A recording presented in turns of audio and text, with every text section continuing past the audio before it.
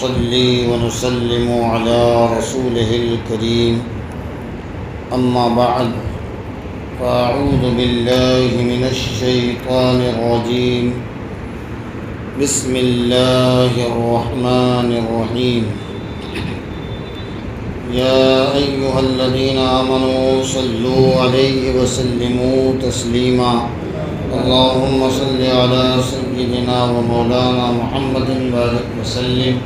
صلاة وسلاما عليك يا رسول الله صلى الله عليه وسلم بلغ العلا بكماله كشف الدجى بجماله حسنت جميع خصاله صلوا عليه وآله وسلموا تسلیما۔ حضرات گرامی، معبد نے جو پیغمبر صلی اللہ علیہ وآلہ وسلم کی تعریف و توصیف اور آپ کے چہرے جمال جہاں آرا کی جو تعریف کی ہے، کل ہم نے آپ کو اسی بات کو سمجھانے کے لیے معبد کی سیرت میں اور حدیث کے حوالے سے اس واقعے کو ذکر کیا تھا جو بہت مشہور ہے۔ علامہ حاکم نے المستدرک میں اور صاحب مشکات نے مشکات شریف میں اور دیگر کتب احادیث میں معبد کے اس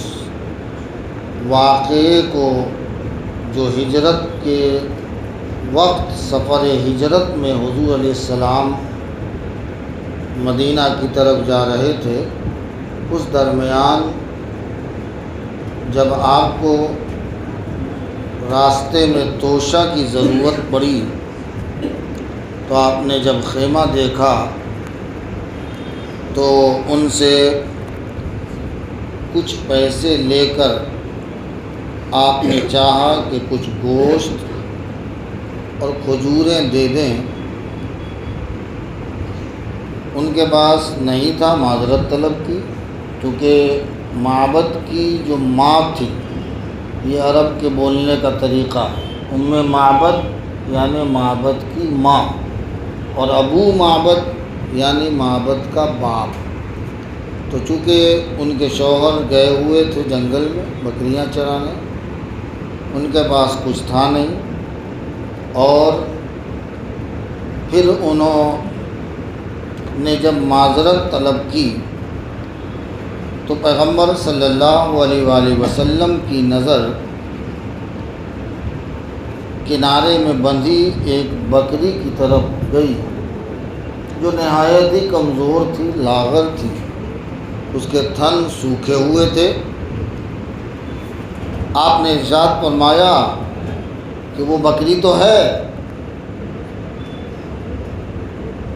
تو معبد نے کہا کہ یہ بکری نہایت کمزور ہے، ضعیف اور ناتواں ہے، ریوڑ کے ساتھ جانے کی بھی ان کے اندر طاقت نہیں تھی، اس لیے اسے کنارے میں باندھ دیا ہے، اور آپ اس کا تھن دیکھ لیں، سوکھا ہوا ہے، اس میں دودھ بھی موجود نہیں ہے۔ اللہ کے پیغمبر صلی اللہ علیہ وآلہ وسلم نے اجازت طلب کی کہ آپ مجھے اجازت دیں کہ میں اس بکری کا دودھ دو لوں۔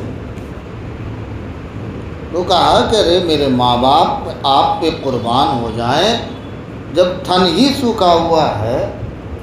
تو اس میں دودھ کہاں سے آئے گا؟ اگر آپ کو لگتا ہے کہ وہ دودھ آئے گا تو جائیے دو لیجئے۔ اللہ کے پیغمبر صلی اللہ علیہ وآلہ وسلم اس بکری کے قریب گئے اور اپنا دست مبارک آپ نے اس کے تھن میں لگایا اور اللہ کا ذکر کیا، اللہ سے دعا کی، اللہ تعالیٰ نے کرم فرمایا اور اس سوکھے ہوئے تھن میں اپنے خزانہ قدرت سے اللہ نے اس تھن کو دودھ سے بھر دیا۔ میں نے آپ کو کل بتایا تھا کہ نعمت کے حاصل کرنے کے دو طریقے ہیں، ایک یہ کہ اللہ کا ذکر ہو، کیا ہو؟ اللہ کا ذکر ہو، اور برگزیدہ بندے کا دست قدرت، برگزیدہ بندے کا ہاتھ ہو اور اللہ کا ذکر ہو۔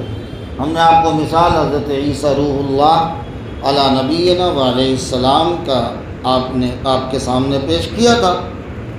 کہ بھائی مادرزاد اندھے کو بینائی کون دیتا ہے؟ اللہ دیتا ہے، مگر ہاتھ کس کا تھا؟ حضرت عیسیٰ علیہ السلام کا۔ مردے کو زندہ کون کرتا ہے؟ اللہ ہی فرماتا ہے، مگر پاؤں اور قدم کس کا تھا؟ حضرت عیسیٰ علیہ السلام کا، ہے نا؟ اور انہوں نے قدم مار کے کہا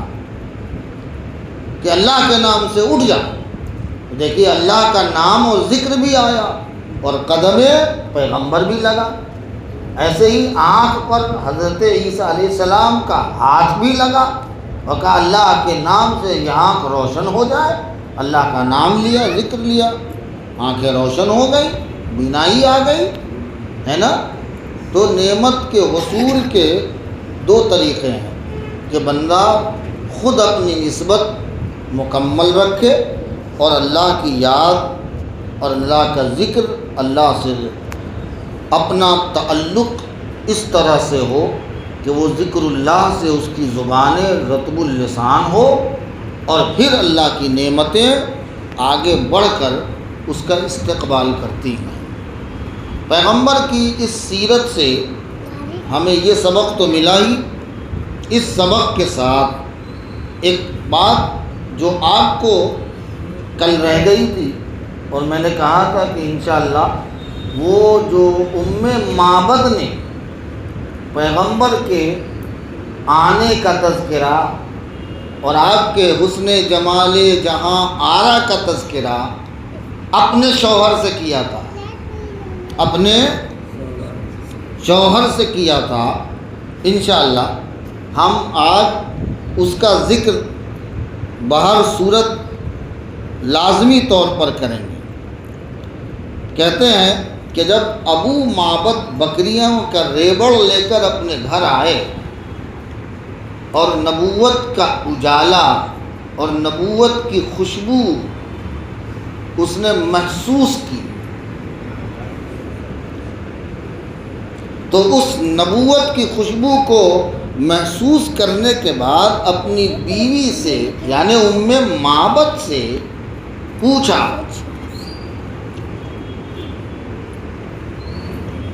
تو انہوں نے جو تذکرہ کیا حضور کا، پیغمبر کا جو تذکرہ کیا، وہ تذکرہ آج کی اس نشست میں مقصود ہے آپ کو سمجھانے کا۔ کیا کہتی ہیں؟ رأیت رجلا ظاہر البضاعۃ ابلج الوجہ حسن الخلق لم تعبہ سجلۃ ولم تزریہ دعلۃ وسیم قسیم فی عینیہ داعج وفی اشفارہ وطب وفی صوتہ صہل وفی عنقہ سطع وفی لحیتہ کثافۃ عرۃ اقرن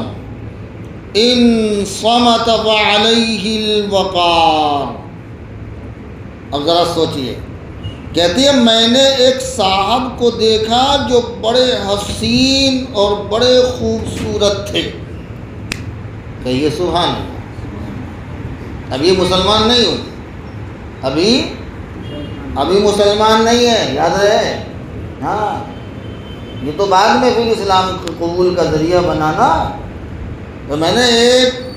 صاحب کو دیکھا جو بڑے حسین اور خوبرو تھے، چہرہ ان کا نور سے دمک رہا تھا، چہرہ ان کا نور سے دمک رہا تھا، بڑے خوش اخلاق تھے، اخلاق کے دھنی بھی تھے، ان کا کیفر و کردار بھی بڑا اچھا تھا، کیوں نہ ہو؟ اللہ نے فرمایا انک لعلی خلق عظیم، اے پیغمبر آپ خلق عظیم پر فائز ہیں، یعنی اخلاق نیچے ہیں اور آپ کا قدم اخلاق کے اوپر ہے، سارے اخلاق تو آپ کے قدموں کے نیچے ہیں نا، اب وہ کس منصب پر فائز ہو گئے؟ بڑے خوش اخلاق تھے، سراپا حسن خدا داد تھے، ایسا لگ رہا تھا کہ خدا کا دیا ہوا مکمل حسن انہیں ملا ہے۔ اب ذرا دیکھیے تاریخ، آنکھیں ان کی کالی تھیں، سیاہ چشم تھے، شیریں دہن تھے، بولی بڑی میٹھی تھی، بول کیا تھے؟ بول بہت میٹھے تھے، شیریں دہن تھے، اور ان کی گردن تھوڑی لمبی تھی، کیا کہہ رہے ہیں؟ ہاں، آواز میں بڑی کشش تھی، آواز میں بڑی کشش تھی، داڑھی بڑی خوب گھنی گھنی تھی، یعنی پورے چہرے کا ہے نا حلیہ اپنے شوہر سے معبد نے بیان کر دیا۔ اب ذرا سنیے، ان کا حال یہ، ان کی پلکیں باریک تھی، دیکھیے گا ذرا، ابرو کے بال ایک دوسرے سے ملے ہوئے تھے، ایک دوسرے میں پیوست تھے، اور جب خاموش ہوتے، بولی تو میٹھی تھی، کہہ رہی ہے جب وہ خاموش ہوتے تو وَإِن صَمَتَ فَعَلَيْهِ الْوَقَارُ، تو بڑے پروقار نظر آتے تھے، وَإِن تَكَلَّمَ، اور جب باتیں کرتے تھے تو بڑے بارونق دکھائی دیتے تھے، چپ رہنا بھی معجزہ تھا، اور ان کا بولنا اور باتیں کرنا بھی کیا تھا؟ معجزہ تھا، وہ بھی بارونق، دور سے دیکھنے میں ہی بڑے حسین و جمیل نظر آ رہے تھے۔ اللہ، اب جب دو چیز ہوتی ہے نا، کوئی چیز میں دور سے دیکھنا، ایک کوئی چیز ہے دور سے دیکھنا، اور ایک ہے پاس سے دیکھنا، تو کبھی ہو سکتا ہے کہ کوئی چیز کو دور سے دیکھنے میں ہمیں دھوکا ہو، تو ہم اس دھوکے کو ختم کرنے کے لیے کیا کرتے ہیں؟ ظاہر ہے قریب سے دیکھنا چاہیں گے، یہ کہہ رہے ہیں کیا کہہ رہی ہے؟ سنیے کہ دور سے دیکھنے میں بڑے حسین و جمیل تھے، اور جب قریب آ کے دیکھو نا تو خوبصورتی کا چاند نظر آ رہا تھا۔ اللہ الصمد، خوبصورت تر تھے، بڑے دلکش تھے، آپ کی باتیں بڑی میٹھی تھیں،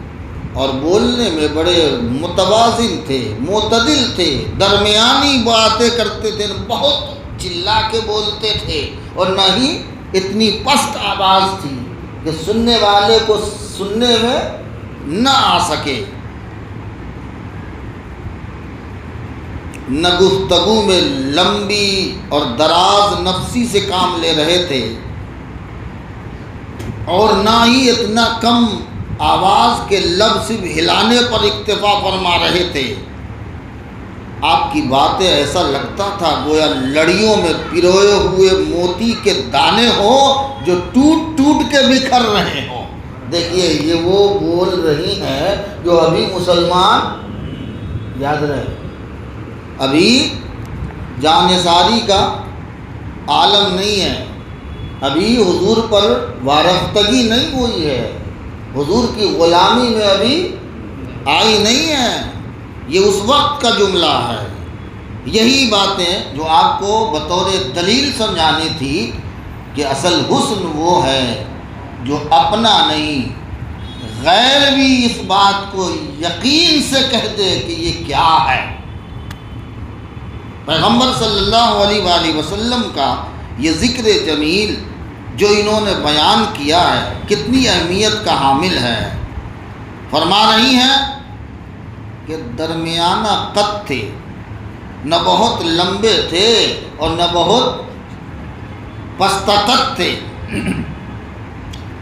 گویا دو شاخوں کے درمیان ایک شاخ ہو،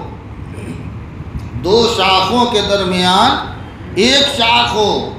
جو ان تینوں میں سب سے بھلی لگتی ہو اور سب سے مناسب حجم کی ہو۔ ان کی چوڑائی، اونچائی، لمبائی یہ سب مناسب تھی، اور ان کے جو دوست تھے نا، ساتھ میں تھے نا، جو ان کے رفقا تھے، جو ان کے دوست تھے، ایسے تھے کہ جو وقت پر آپ کی خدمت اور آپ کی اکرام کے لیے ایک چشم ابرو کر، ایک آنکھ کے اشارے پر دوڑ پڑتے تھے، ایک چشم ابرو کے اشارے پر دوڑ پڑتے تھے۔ جب وہ کچھ ارشاد فرماتے تو سب خاموش ہو کے سنتے تھے۔ ایسا خاموشی ایسی تھی کہ ایسا لگتا تھا کہ جیسے کوئی سوئی گرے تو لگے بم گرا ہو۔ لوگ اس طرح خاموشی سے ان کی بات کو سنا کرتے تھے۔ کوئی حکم دیتے تو کوئی اس میں سے نہیں، سب لپک کے حکم کو بجا لاتے تھے، فوری ان کی باتوں کو مانتے تھے۔ فرماتی ہیں پھر ان کے ارد گرد جو لوگ تھے ان میں ان کی اطاعت، ان کی فرما برداری، ان کی جانثاری کا جذبہ بھرپور ان کے اندر موجود تھا،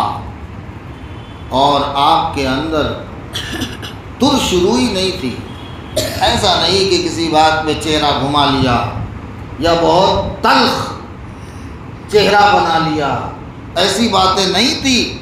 اور نہ ہی آپ حواس باختہ تھے۔ اب یہ ساری باتیں جو معبد نے بیان کی، اور اس معبد کے بیان کے بعد ظاہر ہے کہ ان کے شوہر کے دل میں